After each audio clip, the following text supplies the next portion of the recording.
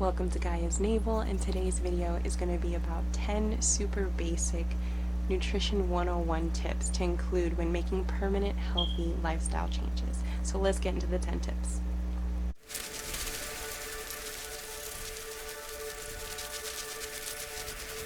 Okay, so let's get into tip number 1, and it may sound redundant, but it doesn't make it any less important, and that is eat your vegetables and fruits.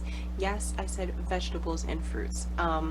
Even the USDA has made it a point to say vegetables and fruits, and in part that's because of the way we think. When we hear something first, we automatically think that thing is more important. So the thinking behind it is if they switched it from fruits and vegetables to vegetables and fruits, it would make people want to eat more vegetables. It's the intent behind it, right? Good intent with that one. So anyway, eat your vegetables and fruits. Very important. Okay, so the most important part about eating our vegetables and fruits is making sure we're getting our nutrients, our vitamin and minerals that keeps our body functioning properly. We want to get that water content to stay hydrated. It helps us to feel fuller longer, so we won't get those hunger pains that force us to march into the kitchen and just open the refrigerator and then stare at it and close it while all the cold air escapes. Also, looking at vegetables and fruits as more of medicine for the body. I mean, we want to use it for disease and illness prevention. So, in so to speak, it is like medicine, right? Tip número dos. Okay, and that is physical activity. So making physical activity a permanent part of your healthy lifestyle change, not just a part of your diet. You know, you don't want to just have your diet plan. You don't want to just have your workout plan. You want to have a routine. You want to make this easy for yourself. Okay, it's already difficult. You're already taking the step. You're already thinking about these things, and we're going to ease into it, okay? You don't want to just like head first. Never works out well. Okay, sometimes. That's what she said. Couldn't help myself. But anyway, okay, physical activity. Get your exercise, bone density, movement, cardiovascular health, mental health, emotional health, so many different things it affects. Okay, so of course, overall, this will help in weight loss. This could help in weight gain. A lot of people think like, I want to gain weight, so I shouldn't work out and I should eat unhealthy. You'll gain weight all right, but you're doing it in the most in the worst way possible. Okay, so if you want to gain weight, you still should work out, okay, because you should still be physically active. That's a part of being healthy, even if you want to gain weight. Okay, I know there are ladies who are like, oh, I don't want to work out too much because I might lose a little bit of butt that I have. Like, no, you could build that. Okay, so there's just pay attention. There's different ways to achieve different things. You have to zero in on what it is that you really want to do, and then you can move forward from there. The most important part is zeroing in. Physical activity is important whether you want to lose or gain weight or stay the same. Let's say you don't want to change. You still should participate in physical activity. Okay, this is health that you can't see, because there are athletes who physically look like they're in the best shape and then may suffer from a heart attack at a young, tender age of 32, 35. That it's a little bit too young for that kind of stuff. And they're athletes, you know, they're eating healthy, they're working out all the time, they're stressing their body like to the max. So we need physical activity, but you also need to listen to your body. All right. Another thing I wanted to touch on with physical activity, and if you guys have kids, or if you watch kids, or if you have nieces and nephews, how annoying it might be sometimes to have them like running back and forth constantly, jumping up and down. I feel like the moment we think of a child, like, or several children, maybe you have more than one, even one, okay, one, um, maybe like jumping down, up and down on the bed or something like that, you automatically think like, oh my goodness, this child is annoying, if you're someone who might not be used to kids. And you don't realize how important it is for that kid to be jumping up and down, or you don't realize how important it is for that kid to be running all over the place. Okay, so we store a certain amount of calcium and in our bones until we get to a certain age, and then after that we're always taking from our reserves unless we're making sure to be getting that amount of calcium every day. And that'll be in another video, but the point is the physical activity helps to increase the bone density. So when that kid is constantly jumping up and down, they're jumping against gravity, they're causing, tension, they're causing pressure. So that constant pressure while the bone is materializing and getting thicker and growing is going to create the strength. Okay, so the same kind of applies to us. The less impact we get, kind of like the weaker we become, and we don't want to become weaker. We want to have our functions as long as possible to lead happier lives. Okay, does that make sense? So that the older you are, the easier it is to move. Are we still on the same page? I'm hoping that we are. Okay. The other thing I'm looking at actually like breaks it down, and I think that's pretty cool, because the third tip is to stay hydrated. Stay hydrated, family. Drink your water, fam. Go sit down, mind your business, drink your water, okay? I just said like 3 tips right there. Anyway, so stay hydrated because up to 60% of the human adult body is water. So this is according to the H. Mitchell Journal of Biological Chemistry. So the brain and heart are composed of 73% water, and the lungs are about 83% water. The skin contains 64% water, and the muscles and kidneys are tying at 79. Even those bones are watery at 31%. Water everywhere. This is why we have to stay hydrated. Okay, so we can get water from our vegetables and fruits, but we also need to drink water. Again, too much of anything can be a bad thing. So can you get like water poisoning? Yes, drinking gallons of water in a very short amount of time can be dangerous and toxic for the body, because your body can become overloaded with water.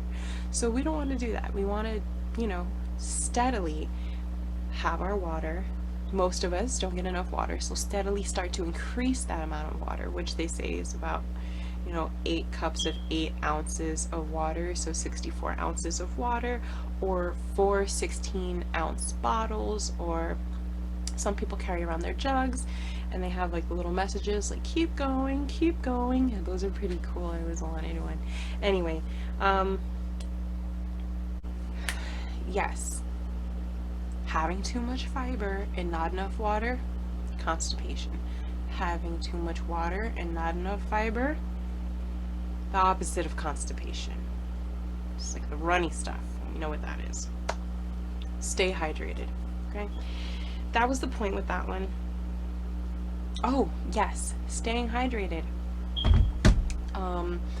By the time you realize that you are dehydrated, you have been dehydrated for several hours. Okay? Fun fact. So, if you pinch your skin, right, you just hold your hand out, do a little pinch, it should go right back down. If you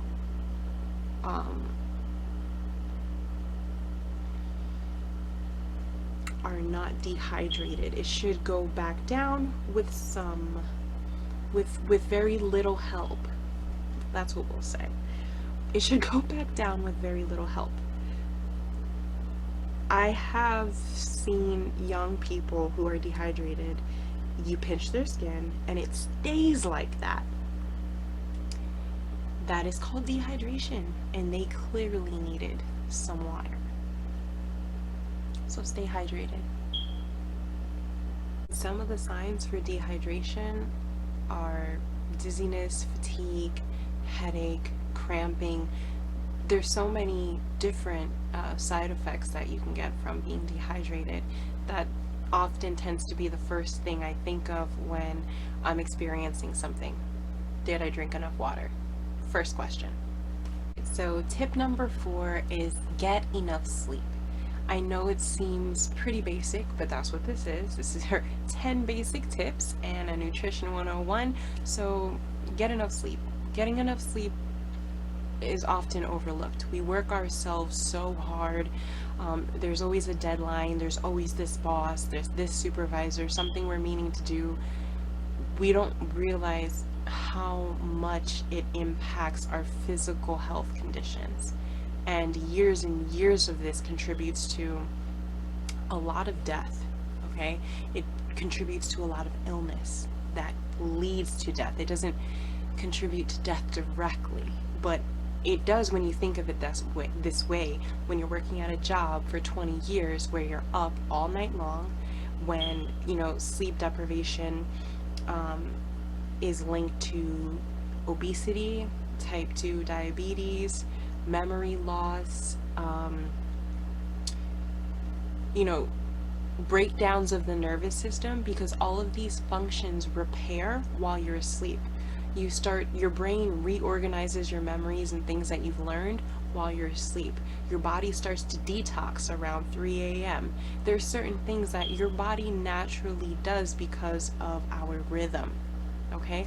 So getting enough sleep is pretty simply put, and I will probably do another video on why we should get enough sleep, because it affects so many different things. Like, it's a smorgasbord of things that it affects, so I can't just name it all here because we want to kind of shorten this video. It's just one of the top 10 things you need to focus on when making a permanent healthy lifestyle change, making sure you're getting your sleep and knowing how important it is.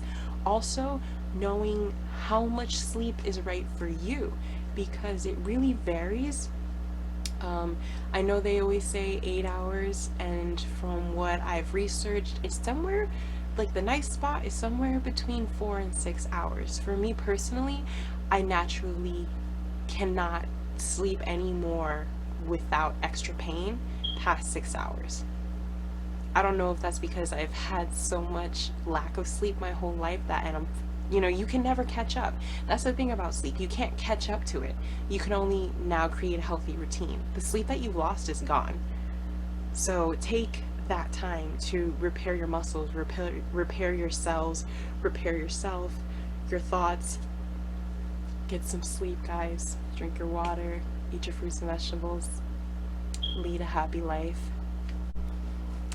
Okay, so moving right along, tip number 5, one size does not fit all.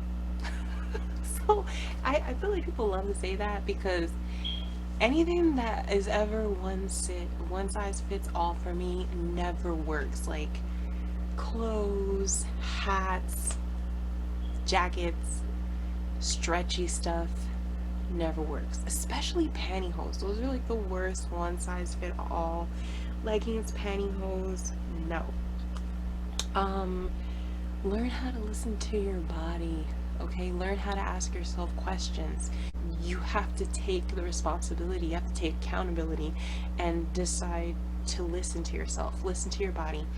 When are the most energetic parts of your day? Are you more of a morning person? Are you more of a night person? When are you going to be most productive? When do you start to feel like eating things that are unhealthy?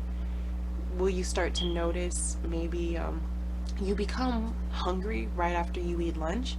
Is there something missing in your lunch that's making you hungry? Like, you still feel hungry, but you know you're not hungry because you just ate. Is there something missing? Did you have enough protein? Is there a vitamin that you're missing? If you're a woman and you're on your moon cycle, there's a reason you're craving chocolate. There's a reason that you might be craving like wine or meat. A lot of those things have iron in them. It's a loss of iron. So you're losing blood. You need to get some of that back. Listen to your body. One size does not fit all. So find out what size works for you. It's kind of just like clothes. Kind of. A little bit. Tip number 6 on healthy, permanent lifestyle changes, and that is stay positive. This will help you in so many things. It's a lifestyle change. Stay positive. There are so many things dragging us down every day. It could be our friends, it could be our family, it can be work, it can be school, it can be a loved one, it could be an enemy. There's so many different people pulling from our energy, and there's so many negative things going on in the world right now that staying positive is more than just a thought. Making these permanent lifestyle changes for the better as a whole. Staying positive is going to affect your mind, it affects your body, it affects your well-being. Speak nicely to yourself. Like, yes, do unto yourself as to others, but sometimes we're so nice to other people and we forget about ourselves, and we're constantly giving, and the world is there taking. Listen, if you give it, there will always be someone to take it. So make sure that you take for yourself. You're important. Stay positive. Love yourself. Show yourself love. When you show yourself love, that shows other people how to love you. So stay positive. Speak nicely to yourself. Do nice things for yourself. Stay humble, but stay positive. That will help with a permanent lifestyle change. Because there are hard days. Try not to make them harder than they already are. See, on a roll now. The first ones were a little bit tough and a little bit longer and need a little bit more explanation, but we're on a roll. So tip number 7 is to laugh, because laughter is the best medicine. You can work on your abs too while you're at it, oblique, side muscle, but laughter is the best medicine. Get some laughs together. Okay, laugh with your family, laugh with your friends, laugh with the people you love. So tip number 8 would be finding a way to express yourself. Now, this could be so many different things. That's the great part about this. It's hobbies, it's passionate work, it's anything that moves you inside. And it could be a secret you could not want to tell anyone. Maybe you're a secret singer or a secret artist, or you're not ready to show your art to the world and you want to keep it private to yourself, but find something where you can create an outlet for yourself to release some of that stress, and create a routine of something that you enjoy, and where releasing stress and creating a healthy distraction can become a part of your normal routine. So this could be working out, for example. Although it is getting physical activity, a lot of people use this to escape their day, or escape expectations, or gain focus or clarity, to take their mind off of something. There's so many different reasons why people might use physical activity. For example, maybe it's gardening, maybe it's grounding yourself, going out into nature. Make it some part of your routine. Find some way to express yourself. Maybe it's making YouTube videos, maybe it's teaching, maybe it's just drawing, maybe it's a book, maybe it's reading, maybe it's poetry. Find an outlet, and that will help make this transition more manageable and more permanent. And that's what we want. We want a permanent change, not something that we'll get tired of in a couple months. Number 9, increase your knowledge of self and self-awareness. Okay, so this can mean self-care, knowing what makes you tick, spending time in your own head. Okay, permanent, healthy lifestyle changes. Knowing you, knowing what you want, knowing what you like and don't like, knowing what you're going to accept and what you're not going to accept. Okay, knowing what's important to you, so that you know how much effort you need to put in. You need to find your motivation. All of these kinds of things are important in maintaining something long term. Find the real reason why you're making this change, and let that be the strength for you. Okay, so knowledge is going to help you here, and this is for But, you know, this is for anyone. So, self care could be, of course, taking care of your nails, taking care of your hair, working out, eating healthy, knowledge, increasing your knowledge. Okay? So, to be healthier, if you weren't told or weren't raised that way, you would have to research this now. You would have to want to change. No one can really shove this down your throat and make you want to change. You have to want to change, okay? This has to be something for you. Um, okay, and tip 10 in making permanent healthy lifestyle changes is track your habits. How can you know how far you've come if you don't track where you were? So, track your sleeping habits, your eating habits, your weakest moments, so you can try to combat those. So if you know if you stay up past midnight, that at 1 o'clock you're gonna feel like eating, maybe you should go to sleep before 1 o'clock. But same example, like if you know you're gonna be up till 4, maybe you should try to eat at 12, even though that seems late. One size doesn't fit all, okay? We went through that. So you have to do what works for you. Track everything and see when you're missing things, see why you're missing things, and then you can go back and fill in the gaps. If you know that by 12 o'clock your lips are dry or your mouth is dry, or you have difficulty speaking because maybe you'll realize that you haven't had enough water yet. Track what your progress is. Track where you're going, where you're coming from. Know exactly what you want to do and how to get there. So a lot of us will come up with our end goal and work our way back. Tracking helps us hold ourselves accountable, so we can't blame it on anybody else. If we're missing something today, it's because we weren't paying attention and we didn't give it to ourselves. So pay attention, track, take notice to yourself, the things you're doing to yourself. Maybe that will help you realize, like, hey, you know, I haven't taken a shower in 3 or 4 days. That's something you should track down. There's a problem there. It will help us notice things, right? So I really hope this was helpful for you guys. These things really made it all click for me. It's choice. It's that one choice, and you really have to know what side of the fence you're on with it. So once you can determine that, it's pretty downhill from there. Just find out what you want. So I'll be doing my own journey on here, my own fitness journey, let's call that, because I would like to lose weight, but I'm more interested in achieving a fitness goal, and then we'll kind of see how much weight I will lose once I get to that goal. So stick with me, and I'll see you guys next video. Bye. Bye.